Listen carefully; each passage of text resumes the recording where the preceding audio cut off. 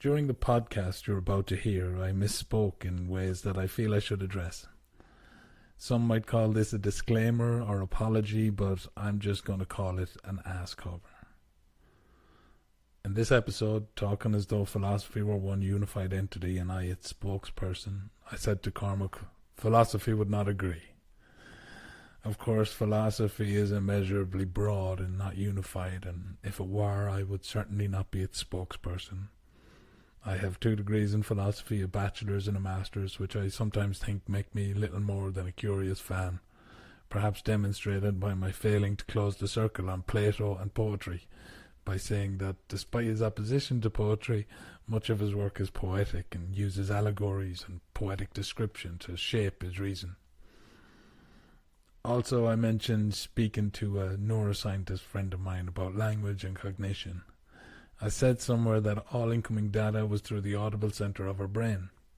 That may not be entirely true, depending on what you mean by data. Hopefully my friend will be on here someday and we can clear that up.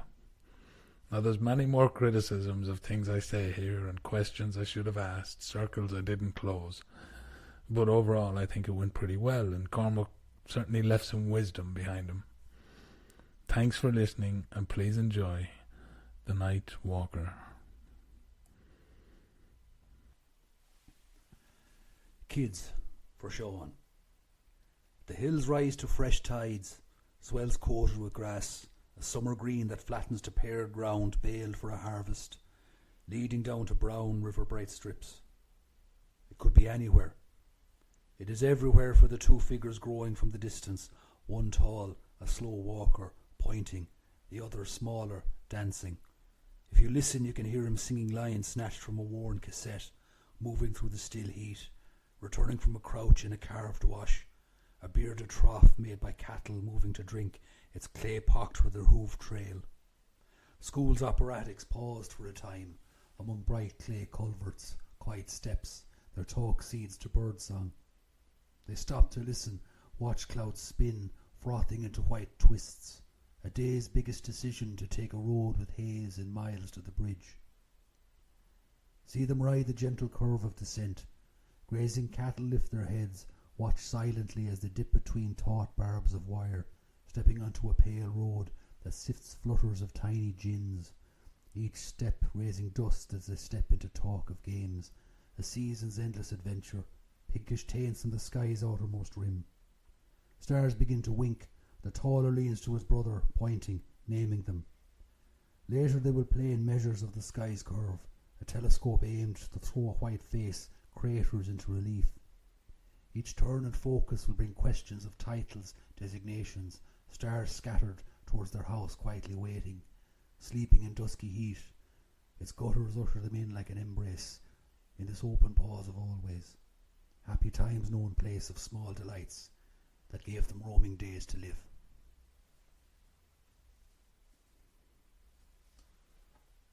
Hi Cormac. Well, Dahi, how are you? I'm alright. That was a nice little intro. It was. I said we'd start with a gentle on the mind number first. You know? Oh, that's good to know that you have hammers waiting. Oh yeah, absolutely. Plenty of hammers. Yeah. So why don't you tell us a bit about yourself, Paul? Yeah, well, my name's Cormac Culkeen. I'm a writer. I write poetry. Poetry is my first love. I try and write fiction and non-fiction as well. But the poems are what come easiest, I find, or what everything turns into generally. You could write a short story and you end up cannibalizing bits of it for a poem instead. Okay. You know? So you do write short stories, but it tends to end up getting poetic in the middle of the story, is it? Kind of, yeah. I don't know.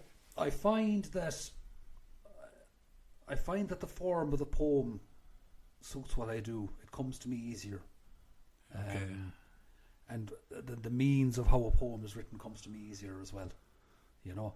Okay. Where do you is there a clean line? Say you're writing a short story. Is there a clean line when you see that becoming a poem? Like how do you tell the difference? How does the form change? Well, it's kind of easy in a way. You don't like what you've written for starters, you know. Okay. You know, you could have written like 1,000 words of something and going, oh, this is going nowhere. Yeah. But then you might find 2 lines in the paragraph and pull it out and go, oh, there's something in this. Okay. And you could use that as I mean, it doesn't happen that often. I mean, I have written fiction that bits of fiction that I'm happy with. But it's generally, you could find 1 or 2 lines in something, and often it is just a line that I write sometimes, and it's like, oh, this is your departure point. Departure point. So that line becomes your muse of sorts then. It's something to dive off, basically, yeah. Okay. Yeah. Sometimes you might sometimes it stays in the poem, sometimes you might not even need it by the time you're finished, But, okay, yeah, but I guess what I'm trying to get at is, how do we tell the difference? How do we tell what's a poem, and how do we tell what's just 4 lines of random words or of sentences? Oh, yeah, fiction is a very different thing to poetry. Like if you're writing, as I am at the moment, I'm trying to work on a novel, and I'm about 50,000 plus words in. But that means going back over it again and again and again and combing through it to make sure every word and every sentence is just how you want it, that you're getting your meaning across. Okay. That you're explaining things. A poem, in order for a poem to work, it has to have a motor in it, and that motor is something that has to be said, or it's a feeling. Okay. I'm a big fan, I'm a big admirer of a poet, if anybody's ever gets a chance to read him, Richard Hugo. He has a brilliant book called The Triggering Town, and I could never understand the process of what he's talking about until I read him. Okay. He talks about things called triggers. Okay. He could have been driving through an old town in Montana. Yeah. He's got a great poem called Degrees of Grey in Phillipsburg, and it's about him spending the day in this abandoned mining town in Montana. Yeah. And he said he kind of absorbed the town around him, and it sat in his head for about a day or two, and he said, and then the poem just poured out. And I find that's what happens with me. Something will affect me. Yeah. I'll see something, or I'll I'll meet somebody, or I'll be just out on a walk or something, and I'll see something, and that'll stay in my head. Yeah. And it could come out that day, or it could come out a week from now, or a month from now, but it will come out.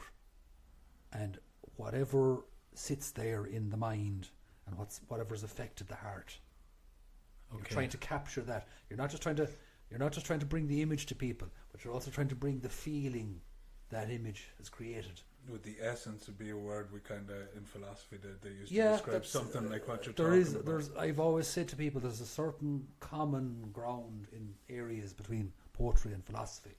It's strange because there's a common ground, but there's also an opposition. In that, Socrates in Plato's Republic said we should banish all the poets. Oh, they did say that, yeah, that's right. But the idea behind it, and I think this still runs through the kind of opposition today. The arguments in the Republic are, look, the poets are talking about the Iliad and the Odyssey, and they make the world seem violent, and they make the world seem kind of ugly in a way, and harsh, and whereas philosophy can use rationality and reason to make the world seem less scary, to make the world seem less violent, and then they accuse the poets of corrupting the youth, because the idea was that words carry mimesis, as in people will copy the ideas they see and they read. So the philosophers argued that has to be done by reason. You can't let the poets teach the children. They'll all go mad. Oh, the kids. Yeah, see, the thing is, I think that the methodology behind that is that poetry, by its very nature, isn't rational. It's not a rational use of language. In fact, I'd say it's probably the closest language comes to music in its best form. Okay. In its best form, it's and I don't want to sound this might sound a bit pretentious, but you could say it's like human bird song. Okay. When you hear a blackbird singing on a branch outside in the morning, it's a poet does that on paper. Yeah. But the only way you'll get it is by reading it, and the only way you'll often get it is by reading it out loud. Poetry is meant to be said out loud. It's meant to be said out loud, and that's where it gets its impact. Yeah, and it needs listeners, it needs speakers, and it needs listeners. but the language has to contain music of some kind, and that's something that prose has, but it's to a lesser extent. Yeah. Prose, it's much more that musical element is much more tightly controlled and pared back, I think. Yeah. Whereas poetry, there's a freedom in it.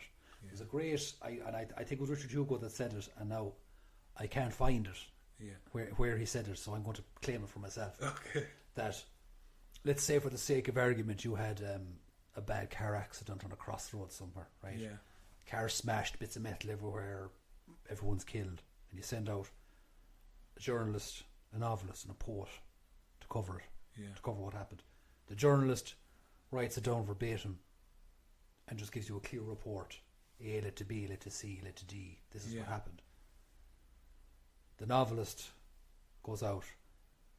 There's more imaginative capacity used in their art, so they have a bit more freedom. So they can say A led to B, led to C, led to D, but I'm going to give you all this imaginative connective tissue to tell you the story of how A got to D and how this accident actually happened. Yeah. And the poet will go out, and the poet will pick up a little bit of metal bumper and maybe a bit of glass and kind of see a bit of dry blood on the ground and touch it with the finger. And the poem comes from that. From these disparate elements, the poem is created. Okay. And that can go anywhere, you see. That's what I'm saying. That the potential for what's being written there can go in any direction. It could be a poem of interiority. It can be a poem of exactly what happened and putting it into musical language. It can be a poem describing what's happened before the accident. Yeah. It could be a poem about the ambulance driver coming out, picking someone up in the gurney. There are all these various narrative and imaginative threads that a poet can use. But it has to, at its core, I believe, it has to have that feeling. There's you reminded me of it now when you talked about Hugo driving through that place and how it took him days for the, and it's not like, it's almost like he just waited around for the poem to arrive in him. Yeah. There's a story about an old Chinese emperor, and he was looking for an artist to paint this fabulous rooster that he had. So he found the greatest artist in the land or whatever, and he gave the rooster to the artist, and he called back a week later and said, "Have you done the painting?" He said, No, not yet." Okay, he called back in a month. He said, "Have you done the painting?" He said, No, not yet." And so he called back in a year. He said, "Have you done the painting?" He said, "No." He said, "Have you, show me your canvas?" He said, "It's there and it's completely blank." He's like, so then he went away and he came back in another year. And he said, "Have you done the painting?" The artist said, "No, but I'm ready. So give me 5 minutes." And with one stroke of the brush, he painted this rooster. And it was the most amazing painting of the rooster ever. Now the difference in Chinese art and European art is that they try with one stroke, without the brush leaving the page, to get the essence of what they're trying to paint. So it took him a year to get to know the rooster, to find the rooster's essence, to be able to transmit that even in one stroke. That's a very good way of putting it. And the other thing I've been saying to people as well, I would be when I was younger, I read a lot of the old Chinese poetry and Japanese poetry, and they're the masters at saying something significant and saying a lot of significant things in a very compressed space. Yeah. That the poetry could just be about viewing a landscape, but it'd be one of the most beautiful things you'd read, or a poem about being in exile even, and it's done in very simple elemental language, but it's something that is I found very valuable. Or another way of putting it is make your point and then leave. Okay. Yeah. Don't go on hang, about it. Yeah, don't hang around. Okay. Yeah. That makes sense. And there is poetry seems to be bigger in other cultures in other parts of the world. Like you mentioned, some Asian cultures there, and I know in the Muslim world they have a big competition. I think it's in Saudi Arabia called the Millions Poet. I've heard about that. Yeah. And they give $1 million to the winner of this, and I think like socially, poets are still revered there, and they're looked to for advice, and the things they say are taken seriously. And I think in Ireland, we had a mad tradition of bards in every town, and we really did have that poetic tradition. Have we lost that? That's a good question. I don't think we have. I think it did. It's a cyclical thing in Ireland. Okay. Depending on the culture, it fades and it retreats into the shadows, and then given the chance, it comes right back in again. And I think at the moment we're in a great period of Irish writing. Okay. There's a lot of Irish writers that are producing great work out there. There's a lot of Irish poets that are producing great work as well. Yeah.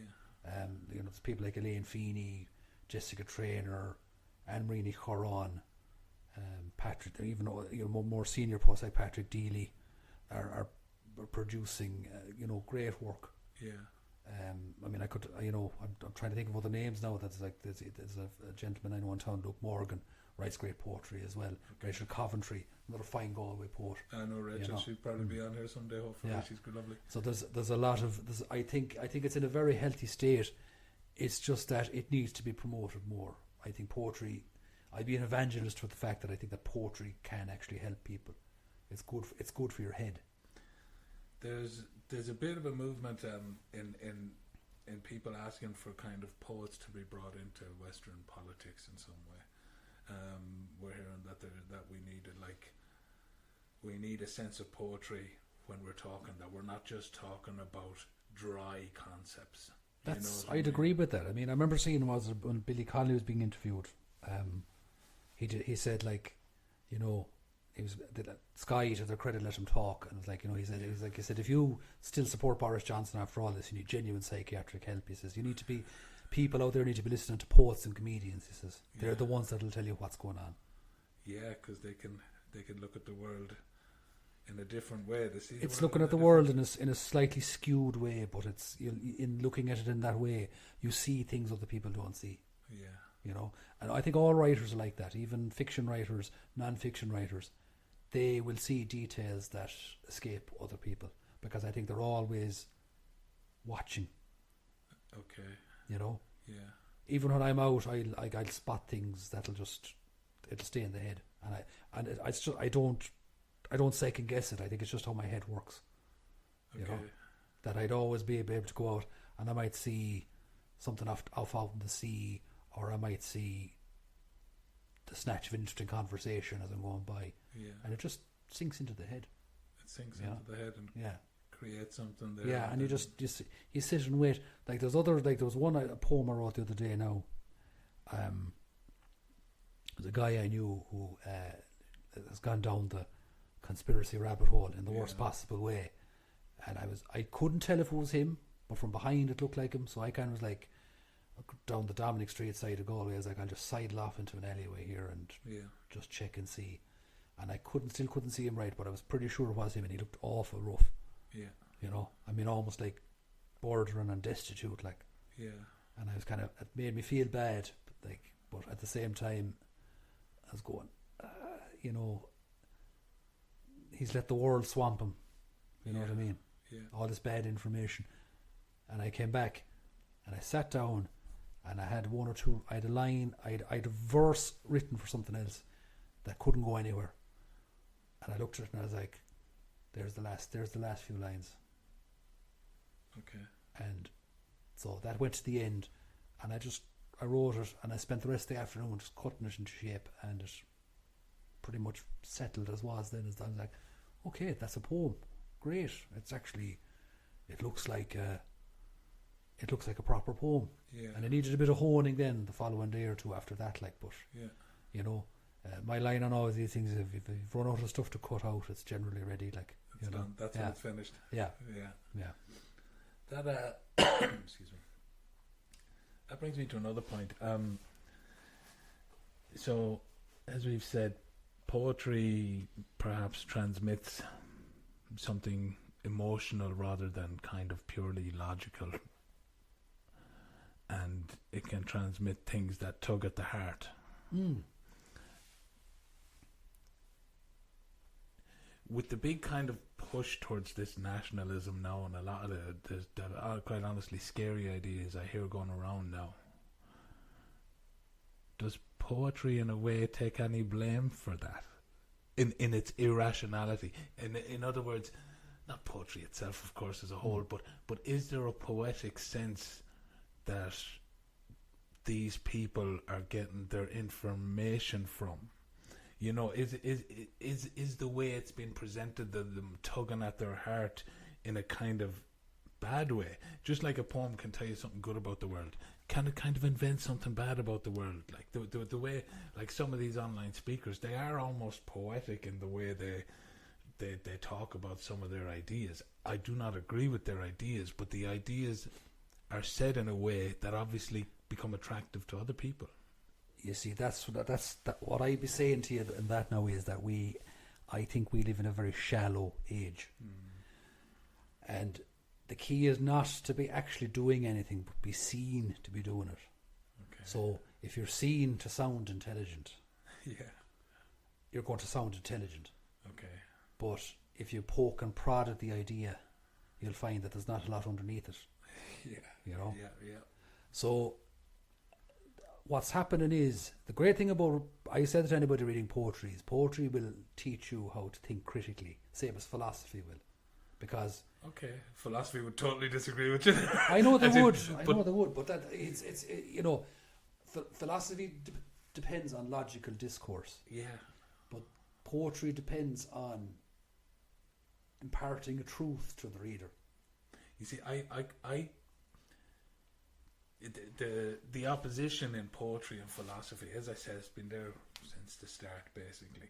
But then it comes up now again, and I think it's something to do with what they call the analytical and continental divide in philosophy as well. So the continental or European philosophy, you could have people like Nietzsche, La Rochefoucauld, Descartes, if you want to go that way, but people who could speak truth in a sort of poetic sense. I mean, there's a lot of what Nietzsche wrote that could almost be very like the Japanese koans and these kind of, you know what I mean, them kind of poets. So they are like, nowadays philosophy has become almost purely analytical. That's, you know what I mean? I'd agree with you there. there. I worry about that. Well, that's what I'd be saying too. Like, I think that there should have been at some point, the schools of philosophy and poetry should have shaken hands once or twice on things, because it's like, I suppose it's like, I don't like using football analogies, but like two cross city rivals that hate one another. You know, they usually have more in common than not. Yeah.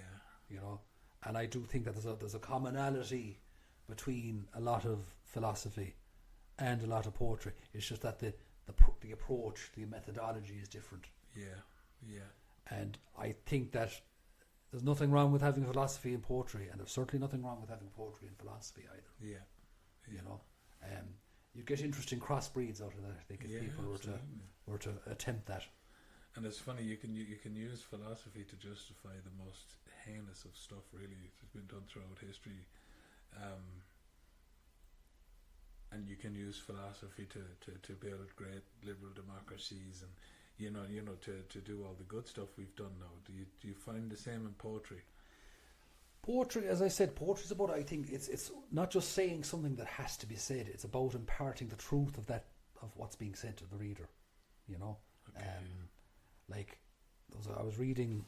But is truth not perspective? As in, is it not your truth you're trying to pass on? Is there not some sort of imposition? You could argue that point, but I'd always say the really good poems have a universality to them. Okay. That, you know, you try and remove yourself from the poem, because when it goes out there, it's not yours anymore. You know what I mean? It's whoever reads it. Yeah. But the great poems have a universality to them. Like, there was one I was reading there recently, Auden, which is September 1939. Yeah. It's on the eve of World War II, and he's in New York. Yeah. And it's a fantastic poem, but it's also there's a line that kills me. Like we must love one another or die. You know. Yeah. And it's a clarion call for, you know, be good, do right by people. Yeah. You know, because most of what's out there in the modern culture is not encouraging that at all. I don't think. I find it's very narcissistic. Most of. You know, what's the phrase? Atomization. Yeah. You know, keep you in your own little bubble. Yeah. Away from everyone else. Yeah, it seems to be getting increasingly that way. We spend more times on our screens pretending we're people rather than. But that's my point as well. As I keep saying to people, that the screen is a liar. The screen is a liar. Yeah. It is all it is a liar. Anytime I'm online, if it's somebody sending me, I try, and if I'm on Twitter, I have it pared down to somebody sending me a poem that I haven't read. Somebody said something funny. Somebody sent on. Here's a song you might like. That sort of thing. If it's people exchanging ideas that might make you feel good or might make you think differently about something in a good way, there's nothing wrong with that. But it's the one I remember seeing was somebody sent it on, and it was like, here's a load of migrants getting off the bus in Dublin, and I was like, that's a youth team football game. You lying bastards. Yeah. You know? Yeah. It's I was talking to a journalist before, and they were telling me about the one street over phenomenon. Is that they can be in a place and they can be covering something, and so they get their cameras out, they're on the street and they look at them and they have what they have, but then they found out later that the real action happened one street over. Yeah. But all they have footage of is the place they were on, so that's all they can talk about. Do you know what I mean? So we tend to see things online and look at them and go, oh my God, that's the way that whole place is, that's the way everything. But all you have to do is go one street over. It's going to be completely different. Yeah, you know? and you see the problem is too, nobody ever considered the idea that technology might make people less rational. Yeah. You know? Yeah. Not more rational. There's this kind of that's a good Apollonian idea that it'd make people more focused and more intelligent and more clear-eyed about things, when in fact a lot of it's had the opposite effect. That is true, and there is a lot that is absolutely true, and a good point. There's a lot of talk about the epistemic kind of benefits of all this technology, that we've access to so much knowledge, but we also have access to even more bullshit. Yeah, I saw one. There was a guy, and I can't think of his name, a RT journalist, and I'm sorry, I'm awful with names. It's like that guy, you know. But he was in Dublin and he was getting cornered by a load of people talking about migration, and he had a detailed answer for everyone that was at him. And all they could eventually it degenerated into them just shouting slogans at him. Slogans. That's mostly what I hear is slogans. And I was there going, if your answer to a genuinely intelligent line is a slogan, yeah, you've got a problem. Yeah, because slogans to me are the mating call of a lemming, basically. Yeah, and when you drill down into them slogans, they quickly degenerate into a type of fascism. Like, you know, when you ask people how, it quickly degenerates into something that you know, we fought wars to stop. But that's the playbook, which is basically, you know, single out a group and start pointing at them. They're the problem.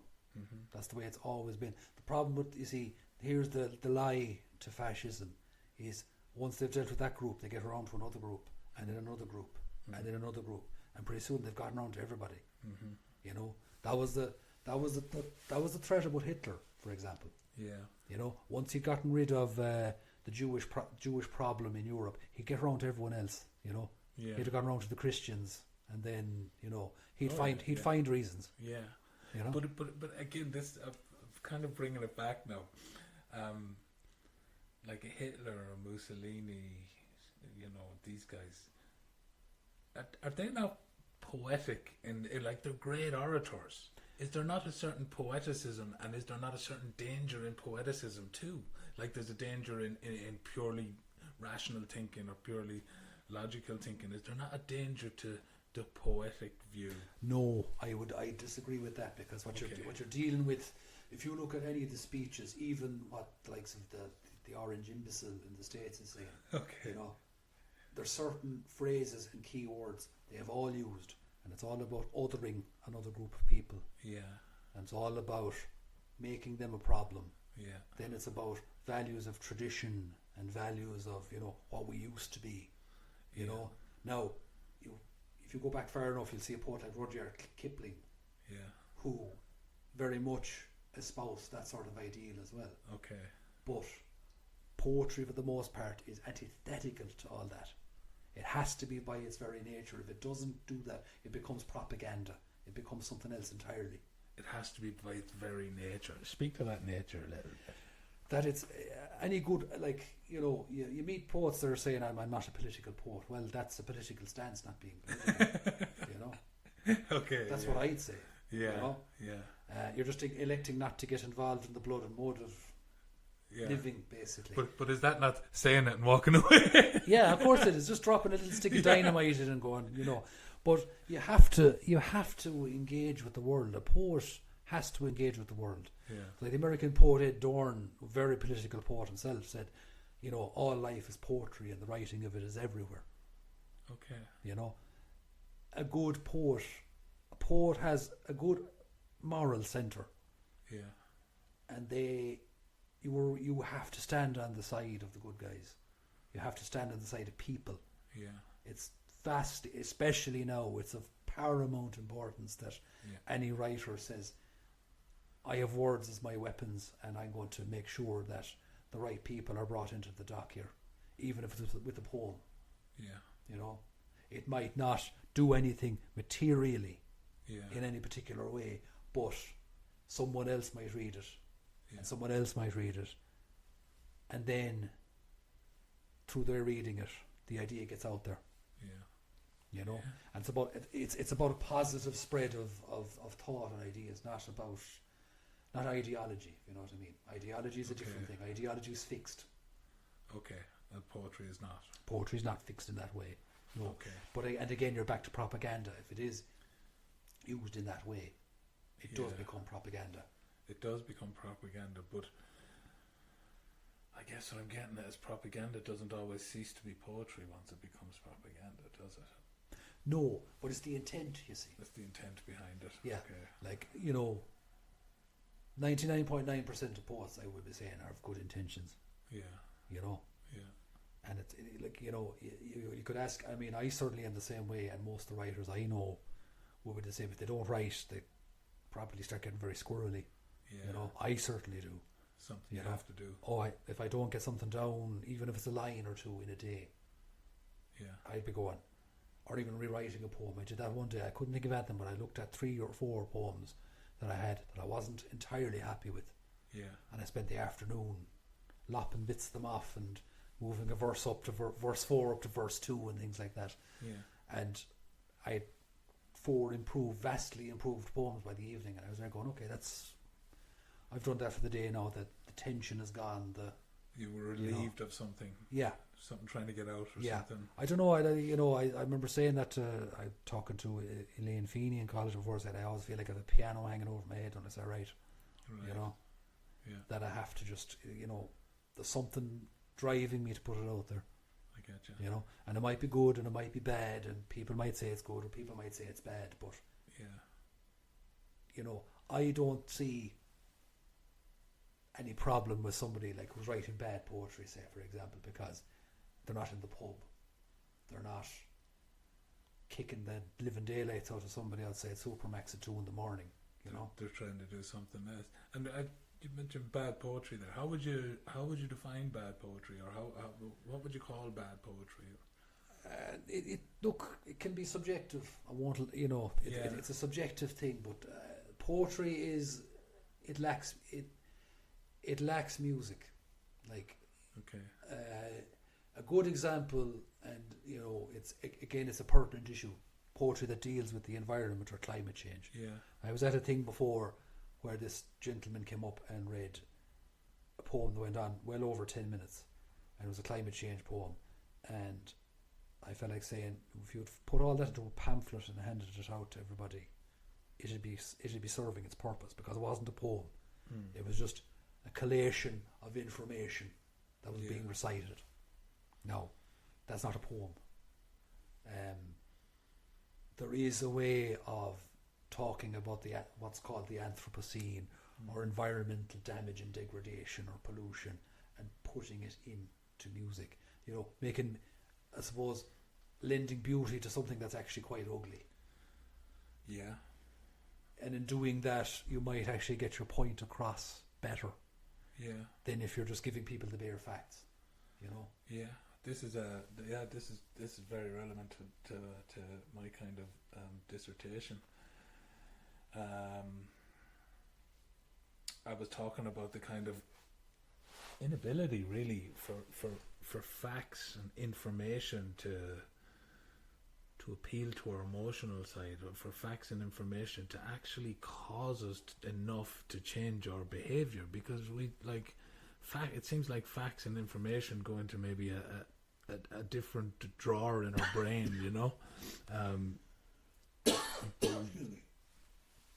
But when things can be said in a poetic way, and that really appeal to people, then that really can drive change. It can drive change in individuals more so than facts. Like, talk of carbon, talk of H2O, talk of parts per million. I mean, nobody has a relationship with that stuff when we're talking about the environment. It's an abstraction. It's an abstraction. Whereas if we say, look, as a species, we're literally strangling our mother who gave us life, who gives us all of our sustenance, who we are a part of, if we can get the message across like that, people might be able to go, oh, hang on a minute, that there's more happening here than numbers on a page. Exactly, like a perfect example of that to me. Now, there was a poem I read, was it 2 years ago? And again, I can't think of the name of the poet that wrote it. But she was talking about watching two young toddlers playing out on the lawn. It's like a simple thing. And it went into this thing of, and I'm just thinking of what they're going to have to face as time goes on. Yeah. You know, what world is going to come to them, things like that. And it was an absolutely heartbreaking poem. Yeah. You know, and as they're going to, more people see this sort of thing. Yeah. That, you know, that the culture we're in now says to people, you know, the world ends at the tip of your nose. Yeah. And it doesn't. No, it doesn't. It doesn't. We're just going around in the world at the moment now, focused on this small little closed circuit that a screen provides. Mm-hmm. Whereas I'd be the sort to go, if I'm going for a walk, the phone stays at home. Or I goes in the pocket and I forget about it, which happens most of the time anyway. Yeah. As anyone who knows me, I'm desperate for taking calls. And you go out and you take in as much of the world as you can. Yeah. You know, for writers especially, that's I think that's vital. For me, it's vital anyway. Yeah. That you have to go out and look at the sky and look at the people and look at the land and the sea and all these things. You realise these things are of vast importance to us. Yeah, like I think and have argued in other places that language basically and what we call rational consciousness are no different. As in, without language, we don't have rational consciousness because we don't have concepts that we can move around in our head to do calculations and such. Yeah. And so the whole world we build up, how we perceive it, is through the language that we dwell in. You know, so when it comes to English, it has been built up on the Enlightenment and the scientific revolutions and the industrial revolutions and all these things, and it has come to describe the world in a somewhat cold scientific manner, so that we start kind of seeing the world in that cold scientific manner, that the language itself almost is missing a poetic sense. Well, you see, the thing about it is that the all-time, I always thought a line that stuck with me was the science fiction writer Philip K. Dick said, control the language and you control how people think. Because language is the expression of thought. Yeah, absolutely. What I see now in the world is language that's geared towards science, but it's also geared towards economics. Yes. The world is not an economy. No, it's not. And I keep banging that. I've been banging that drum for some time now, that you cannot keep putting everything through prism of economics and expect everything's going to be all right. No. Because that's where a lot of problems stem from, is you're dealing with intractable human problems that actually need a different approach other than let's look at this through numbers. Yeah. And the language we have seems to be going towards a language of basically numbers, like they're replacing numbers, you know what I mean, in a certain extent. It goes back to, I always said it goes back to the time when Reagan and Thatcher came along, and you had Maggie Thatcher saying that there's no such thing as society. Yeah. Which is a lie. Yeah. You know? Yeah. Or a denial of human reality. Yeah. Human beings need a society. You need a social structure to function. Yeah. You take that away, you're left with a group of individuals. Yeah. And that doesn't work. And another thing, the philosopher logician called Wittgenstein said once that he's a very clever man. He lived out in Connemara for a while. Not that shows his cleverness, but he said there's no such thing as a private language. And basically what he meant is one person cannot have a language. You know, a language is something that's understood between people, and you can't make up a word in your head and then use it if other people don't understand it. So there's no such thing as a private language, basically. So just being language users, thinking is almost a communal activity, because you're using language which you cannot have just by yourself. So just using language, just thinking in language, already makes you part of a community. Of course. You know? Is there something, or can you speak to the loss of the Irish language? And have we lost, did the Irish language have a more poetic sense of the world than the English language? Have we lost a way of being that you can speak to, a way of seeing the world? Well, I'd argue that most indigenous languages have their own poetry and have their own way of describing the world. Like, that's one of my great regrets, is I'm from a generation in school that didn't prioritise the Irish language. It was learned by rote. It wasn't used in everyday life. Yeah. And if you look at translations of languages, let's say you could have a French writer, or an Irish writer, or a Spanish writer, and it's translated to English. There's different uses of English. Yeah. In terms of sentence structure, in terms of syntax, in terms of descriptive abilities. It's all that language says something different than if it was just plain English. Now, people who I have met who are multilingual and can read stuff in French, say, or in Irish, or in Spanish, or in Japanese, will tell you it does read differently. It reads differently, yeah. Yeah, most philosophers are told they have to learn German, or at least they were one time, you know, told That's they right, need to learn German. Yeah. And I know from my mother told me once, actually, that she's from Connemara, so she'd be a native Irish speaker, and she was going to funerals, and you know, in English they say at a funeral, sorry for your troubles, whereas in Irish she goes out to the funerals in Connemara and they say something, she said it can't be directly translated, but it's something akin to, I'm glad your troubles aren't mine. But that makes a lot more sense, because what are you apologising with? You're sorry, first of all, you know what I mean? So there's a certain honesty to that. It's almost a default Irish word anyway, sorry. You know, we say sorry for everything. We absolutely do. Yeah. We absolutely do. We seem to be apologetic all the time. All right, we seem to be, for sure. But I think that our culture suffered from the Irish language being broken away from us. 100%. You know. Did you ever read the Douglas Hyde article about de-anglicising Ireland again? I did a long time ago. Yeah, it's very good, and it's the project that he's offering of de-anglicising, getting back our Irishness. How we're taking on the English language. We've taken on the English values. We've taken on suddenly, and I can speak to this from relations coming in from Connemara. It was seen as stupid to be talking Irish. That's backwards.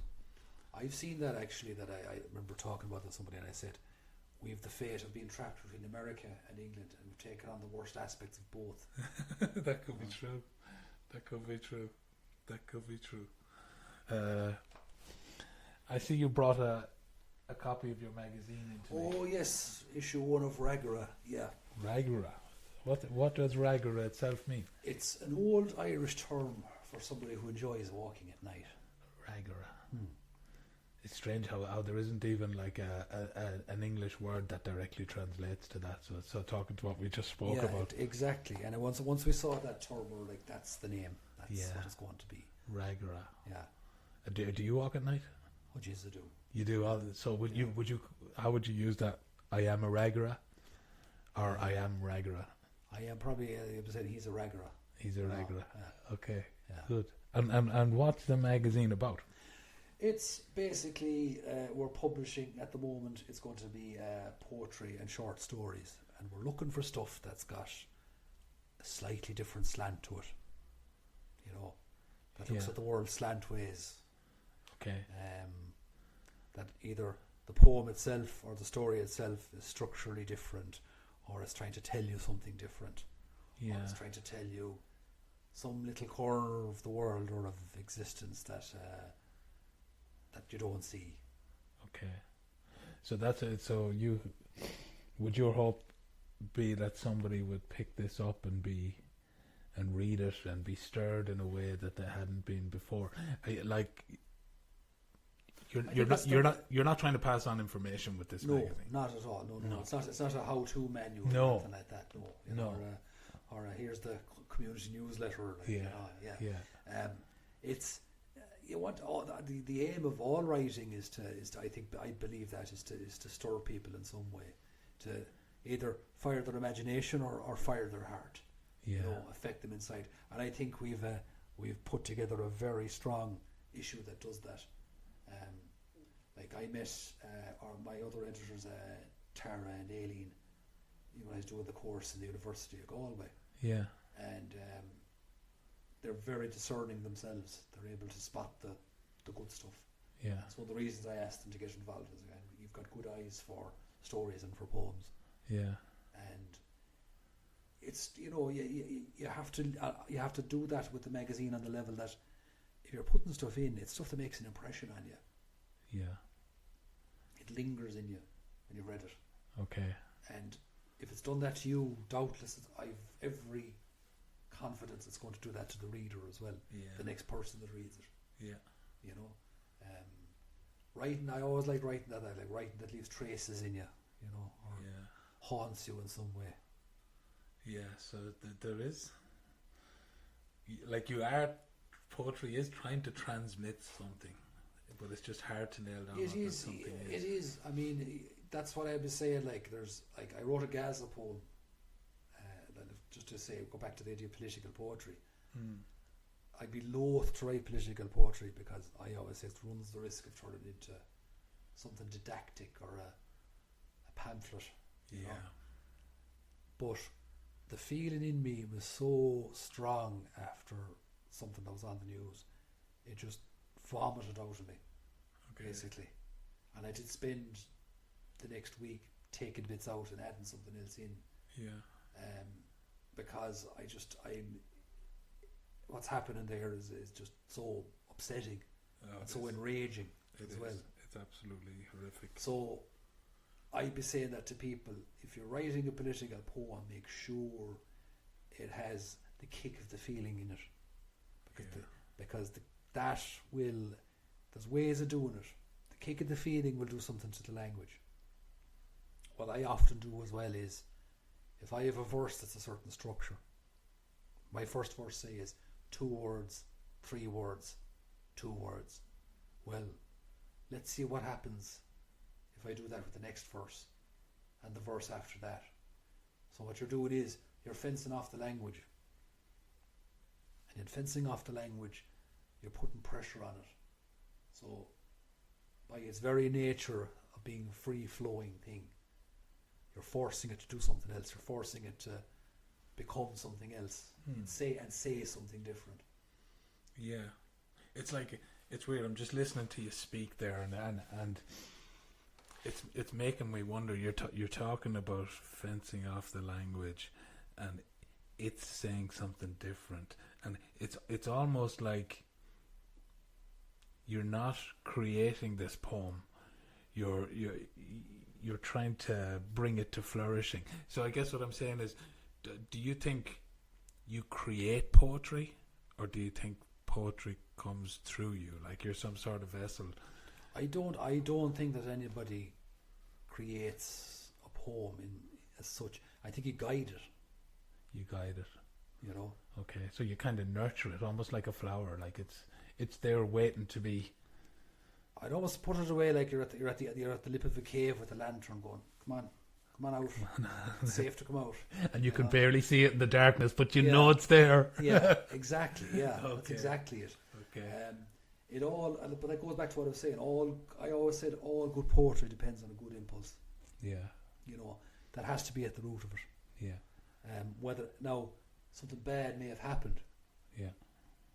Whether the poet is describing something that's happened to them or describing something from a distance. The impulse to get it out there is, in its own sense, that's what the good impulse is. Yeah. It's not necessarily, I'm going to write a nice poem about growing my geraniums on the windowsill, you know. Now, those poems can be very nice as well. Yeah.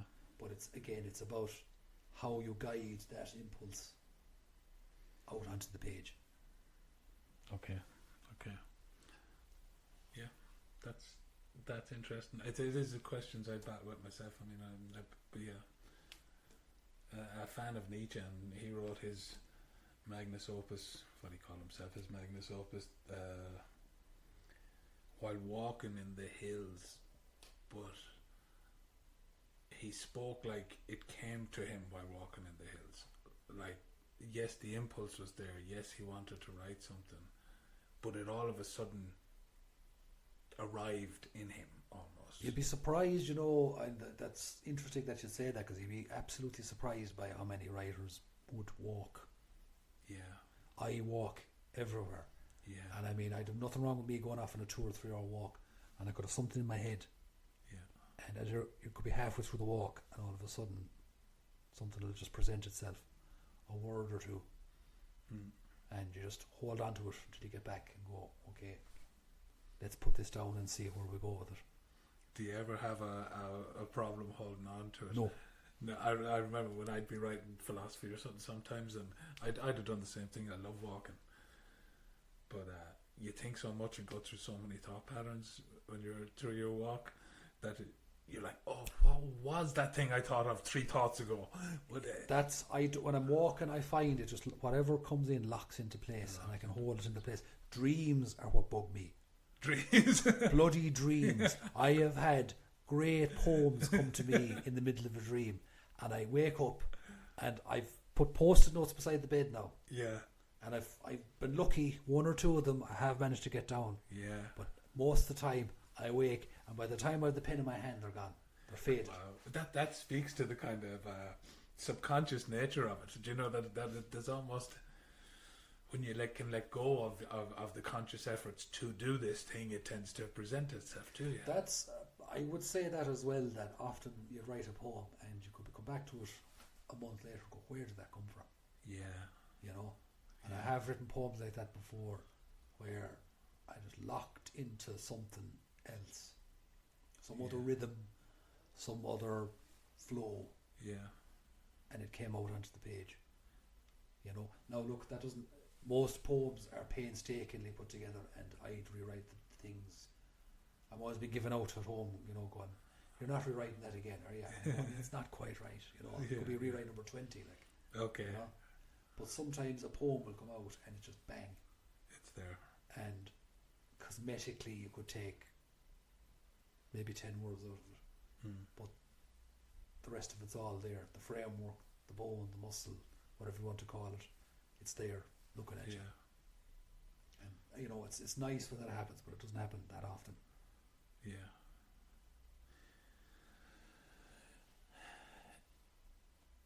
To change the subject a tad, have you asked ChatGPT to write you a poem? No, never, man. I'll die first before that happens. But are you not curious? I won't lie. I am curious about it, but Yeah. I honestly think it's just, you see, again, it is my sincere belief that most of what comes out of Silicon Valley is born out of a very anti-humanist impulse. Yeah, I get you. Kind of eco-modernism, kind of a push for a techno-driven future, and almost. And it's just going to cut out anything that's got blood in it, basically. Like, yeah, kind of almost a transhumanism that's going. But that's, I said that to people earlier. That's basically the whole transhumanism thing, and the singularity is the rapture for people who've watched Star Trek. Like, yeah. It's the religious impulse put into a different set of clothes, basically. Yeah. I think you're right. I think there's something to that. Go back to the ChatGPT. I think ChatGPT will be able to do analytical philosophy better than humans, because it is just computation of sorts. Yeah, but you see, I still, again, you're back to this thing of ironing out the flaws. You know what I mean? The flaws are part of what makes us human. You have to. It's part of the quest. It's part of the questing intelligence of philosophy. It's part of the questing intelligence of poetry. You take that out, it's like somebody looking at the Mona Lisa and going, maybe I'll just retouch it. You know, maybe we'll give her short hair instead of long hair, and Yeah, but I think the kind of the drive to logic. I mean, you can take words out and replace them with symbols, and becomes math with words. Do you know what I mean? And I just don't see how computers aren't going to be better at that stuff. They already are better at that stuff than us. So I think philosophy might return to some sort of continental poetic kind of version of itself, because ChatGPT will do the other one better than us. Yeah, I get what you're saying, but I think you need a subjective perception in something like that for it to work. You don't have subjective perception in a computer. Okay, here, let me give you a little thought experiment. So, somebody hands you a poem. Mm-hmm. You read it. It impacts you. You get all them essence, the feeling, the heart is transmitted, and you have a kind of internal reaction. It leaves something in you, like you're saying. There's all them things that poetry does. And then 2 weeks later, you find out that poem was written by ChatGPT. Does that take the heart out of the poem? Does that make the poem? Does that suddenly evaporate and dry up all the feelings of the poem? See that? You see, I understand why you're saying that to me, but I would be saying it's hypothetical. I'm going to do it and send you. You're going to be wary of every poem or any poem that I send you now. Yeah. That's what I'd be saying, is that like I don't honestly believe that's possible with AI. You don't? Okay. I don't. There are certain things AI cannot do. I'm convinced of that. On a technical level, it's like the difference, say, between. Let me see now. It's like the difference between, say, John Lee Hooker and, I don't know, Carl Cox. Okay. Now, there's plenty of people out there who think Carl Cox is brilliant and would sneer at John Lee Hooker sitting there with his guitar singing the blues with you. But there's more lived experience in John Lee Hooker than anything Carl Cox could ever do. Yeah. And that is the important thing that I think AI cannot do. It cannot give you lived human experience. It cannot. It won't be able to say I have lived I've seen these things and I'm telling them to you in this particular writer's voice, a poetic voice or a storied voice. It's not going to be able to do that. On a technical level, it'll be able to do it. But it's like the Guitar Institute lads. They're all brilliant guitarists, and you could be listening to a guy solo one way and pulling off all these tricks. But let's face it, after 20 minutes you'd be going, geez, he's going on a bit, isn't he? You know? Yeah. You know? Whereas if you've got someone like John Lee Hooker, or I'm trying to think now of another songwriter that'll be like, let's say, Neil Young. Yeah. There's lived experience in that. You know? Or Joni Mitchell. Joni Mitchell's a great example of poetic lyrics coupled with melody and lived experience. Yeah. There's no technology that can substitute that. And you, if they try it, I guarantee you, you won't be able to explain why you'd know it, but you'd know it. Okay. You know? Yeah, I do. I get you. I listened to a conference once, and the main question of the conference was, can art give us access to reality? So you've heard me talk here about language, and about how language kind of builds up our perception and how we perceive our reality through language. So then, can art give us access to something outside of that language? Now, after this conference, I was thinking about it, and I thought access is a very big word. Access to what's outside of our perception or consciousness, so I came up with the thought that what art can do in that sense of giving us sense to something outside of our language concepts, art done well is like a breeze coming into your house. You feel it on the back of your neck. You don't know where it came from exactly, but you know there's an outside and a gap in your house somewhere. You know it's there, so it kind of gives you. Does art? I guess I'm posing the question to you. Does art give you some inexplicable feeling of the world more than language, outside of language? Can it give you that? Art is a different. Yeah, art does it differently. Music does it differently as well. Like we were up at the National Gallery a while back, and I love going up because they have Caravaggio there, the Taking of Christ. Oh, very good. You go in there and you stand in front of that, and you've got a wave of experience coming washing over you. Okay. And again, it's hard to put that into words. Yeah. You know, that you're looking at something where somebody has put as much of they've experienced of the world into this painting, and the form of that painting is coming back to you and giving it back to you. It's a conduit. Okay. A good poem does that as well. Music most certainly does that as well. Like, I can't explain why I have to skip Kentucky Avenue by Tom Waits every time I listen to Blue Valentine, but I do, because if I listen to it, I'll start bawling my eyes out. Oh, really? You know? And there are some songs like that. I'll be going, it won't happen this time, but it does. Yeah. You know? It just gets to you. You know?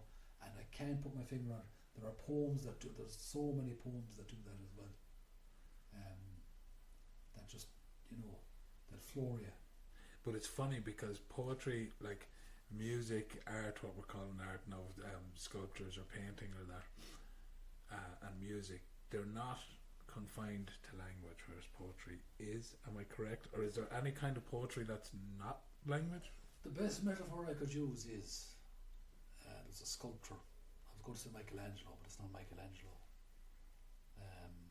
It was another Italian sculptor who said that his sculptures were finding the form within the block. Okay. A poem is finding the form on the blank page, I think. That you're faced with this white space, Yeah. and the process you use is to put the words there in a form that you agree is there, basically. And that you can, and it looks right, and it sounds right. Yeah. But again, it's the sonics of it, it's the sound, it's the words, the sounds the words make. You know, people look at, I always look at things as sound. Music is sound, language is sound, Yeah. and it's how you arrange that sound, basically. That's really interesting. I was talking to a buddy of mine who's a neuroscientist, and I was talking to him about language, and he was telling me that we actually all our incoming information basically kind of goes through the audible part of our brain, because we have an inner narrator that we discuss everything with, you know. Yeah. So it's like, oh, there's a car, oh, there's the shop, oh, I'm walking down. Everything kind of passes through this audible, this sound part of our brain before it goes into our cognition, if you want to say that. So that's interesting that you see sound as so important too, because it literally is. You know, we live a lot of our life visually, but we think a lot of our life audibly. It's one of the central facets of how we interact with the world is through sound. Yeah. Whether through making it or hearing it. Or it, even when we talk to ourselves, it's a sound. Even though it's not coming out, it's not a vibration in the world. In our perception, it's a sound, because we're having a conversation with ourselves with this inner dialogue. I often find that amazing, like I thought, like that I could find, like if I've listened to an album enough, I can play it back in my head. Yeah. From beginning to end, and I can hear everything clearly, every instrument, Really. every single thing clearly. I've marvelled at that over the years, going, how the fuck is this happening? Yeah. You know? But it's just something that sticks in my head, you know. Yeah. Music always stuck in my head as well, in a big way, and I think that if you have a musical ear, it helps you writing. Yeah. Because when you're writing, you're receptive to the bum lines, the bum notes. Yeah. You know. Yeah. And that was one thing that always struck me when I was in classes and things like that. It's like people didn't read their work out. Okay. And I'm going, you'll only hear how it sounds if you read it out. Yeah. And in hearing the sounds, you'll know what works and what doesn't. Yeah. You know? Yeah. It's imperative that you do that, actually. That you read it out, yeah, that makes sense.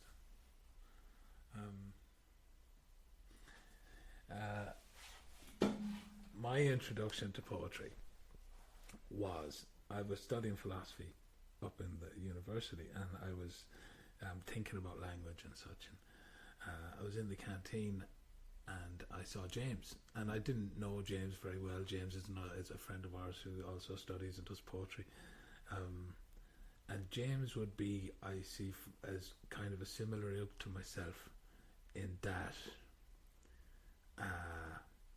he would have grown up a bit rough and ready, like, you know what I mean.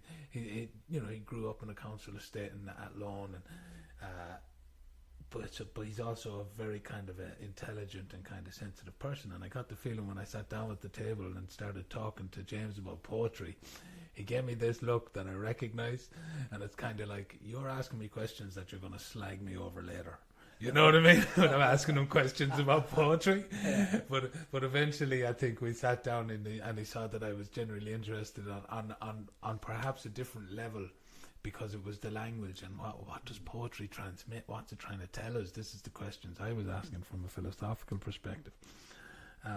But James said, look, he said, I'll bring in some poems, and he did, fair play to him. He brought me in a little folder of poems. He's a fine poet as well as James. Yes, he's an award winner, isn't he? He's a fine poet. But he brought me in a Simon Armitage one.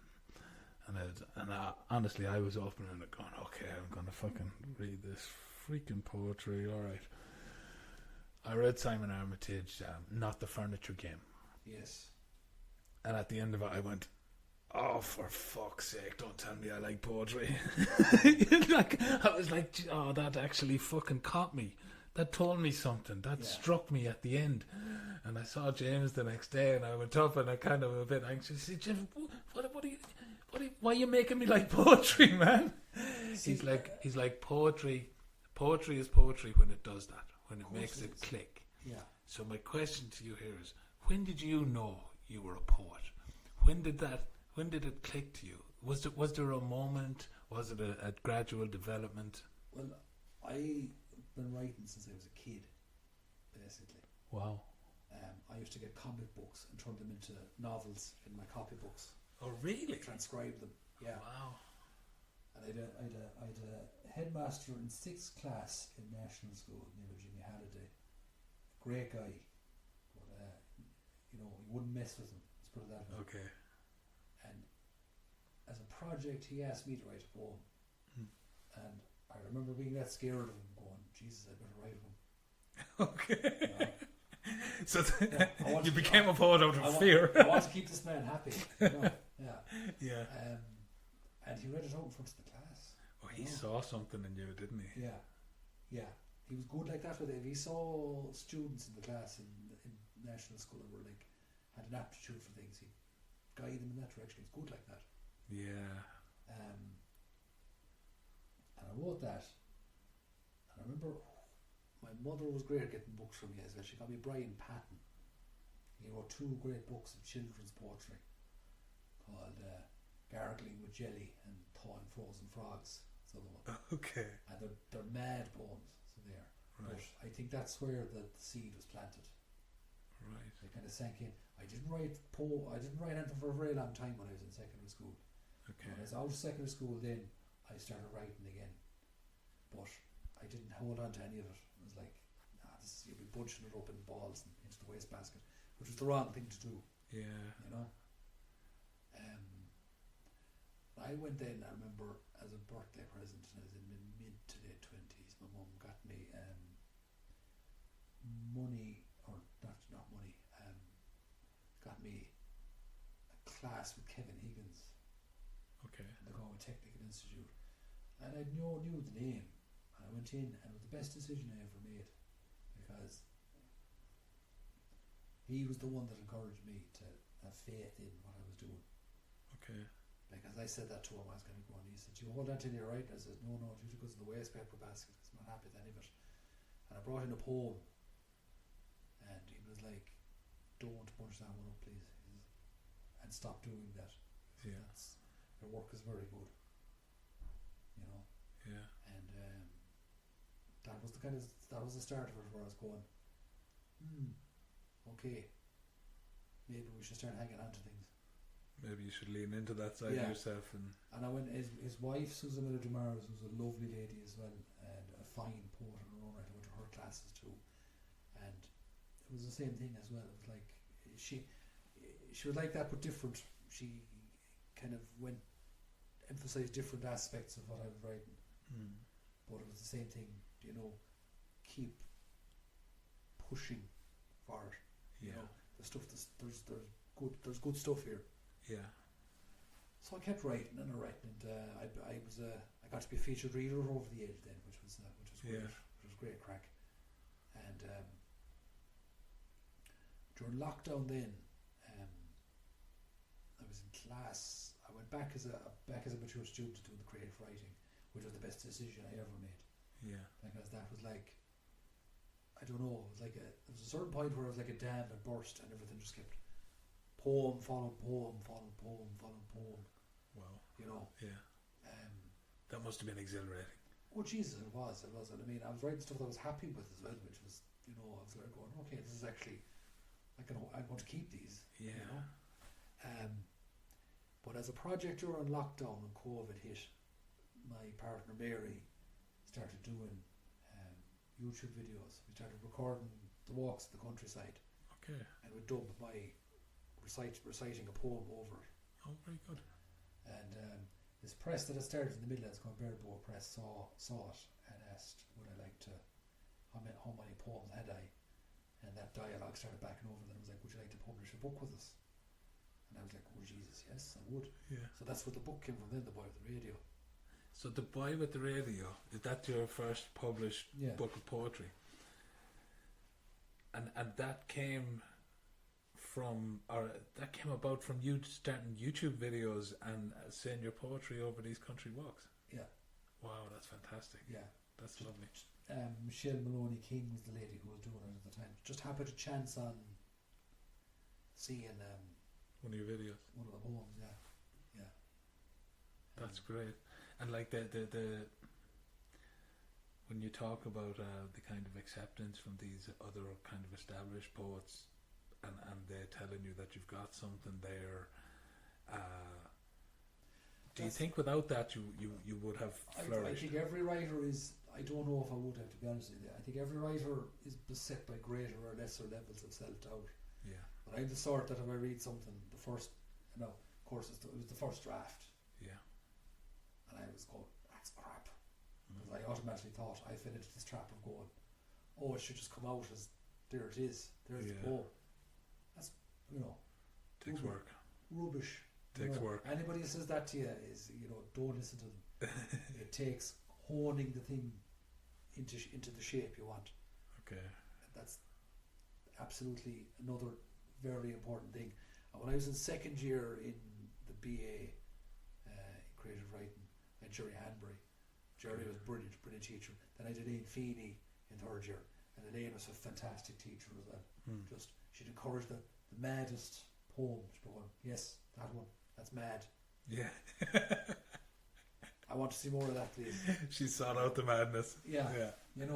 Just she, they'd encourage you in ways that they'd want you to be the best you could be with the language you were using.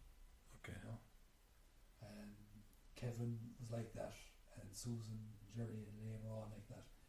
They understand that. They understand that language is a gift. Yeah. And if you're able to use it well. Okay. The stuff that most of the stuff from the book was written in second year and third year. There was one or two that were from Kevin's class, and there was one I've called The Candidate, which it's about politicians. And to their credit, it still keeps getting a life of its own. It still gets recited every now and again. Oh, very good. So, but the stuff I always, I suppose I paraphrase the Duke Ellington line that they asked him, like, what's your favourite piece of music? He's like, oh, the next one. I'm kind of like that as well. What's your favourite poem? The one I'm working on now. The one I'm working on now, the one I've just written. Okay. Do you have any advice to aspiring poets, to people who think they might be a poet but they're not going to try it, to people who are continually throwing things in the waste paper bin? Yeah. You see, the problem I find is twofold. One is the culture people have, which is poetry is not taught to people properly. At a college level it is. In school it's generally not. Okay. And then people come into it, they're afraid of it. Yeah. There's nothing to be afraid of. That's what I'd be saying to aspiring poets. There's nothing to be afraid of for starters. Secondly, read. Especially poetry. If you want to write poetry, you have to read it. Okay, to understand You're not going to understand the mechanics of it. You're not going to understand the rhythm of it, the use of breath, the use of punctuation, the imagery. All of that has to be ingested, basically. Okay. And the only way to go through that is to read widely and voraciously. Okay. The writing of it is basically the myth. It's the myth of the piss artist poet, which is, well, I'll just glug me bottle of wine. There's my poem. I am a genius. Here you go. Thank you very much. Whatever comes out in that first draft, you'll either say 50% of it or 10% of it. 50% tops, I would say, but usually a lot less than that. All right. And whatever 2 or 3 lines that you'll get out of that. No, I generally don't do that. A line will occur to me, Or usually what happens as well, sometimes I'll be reading something and I'll misread a line. A completely different line will flash in front of me as I'm reading it. Oh. And I go, write that down, thank you very much, I'll take that. That's your starting off point. Okay. That's where you end up will probably be completely different to where you started. But it's imperative you let it out and you let it onto the page. Okay. And stop throwing it in the waste paper bin. And most certainly stop throwing it in the waste paper bin. That's but there's a lot of people I've met over the years that are great writers that don't have faith in their writing. Yeah. And you could tell them they're great writers, they don't believe themselves. Yeah. Now, you don't want somebody going, I'm great. I'm a great writer. Yeah. I'm a great, because the world's full of them as well. It is. It absolutely is. So if someone wanted to enter something into your magazine, how do they go about that? Okay, well, for our first issue, we started looking at that in December of last year, for a 6-week period. We closed up then in January. We're going to be aiming to have it out twice yearly. Okay. So we will be advertising it again on all social media, probably in late summer. Okay. Mid to late summer, once we've the release of this sorted. Okay. We'll be opening again for submissions with an idea to have it out in the winter time. Okay. And is there an email address or something where interested people could contact you? You can send stuff on to ragmag.ie. Ragmag, RAGMAG. .ie. Okay. Yeah. Okay, that's great. Okay, I think we're running out of time here now, Cormac. It's been a thrilling conversation, and hopefully you'll be back someday. Absolutely, I'd love to come back, man. Yeah, you're doing good work here. Hopefully. Yeah. Is there anything else you'd like to say before we leave it off? Time to read another poem. Okay, well, this is the last time you'll hear my voice, and I'm going to let Cormac read us out with another poem of his choosing. No, I was going to go with something grim and political, but I said we won't. This was one of the poems that went into the book, and this is the one that came out in one go, pretty much. So this is your own poem? Yeah. It came out in one go. It's about one of my old haunts in my hometown in Dunmore, the Local it's called, and it's for the Four Seasons, Bridge Street, Dunmore. Drunk saints no longer meander here.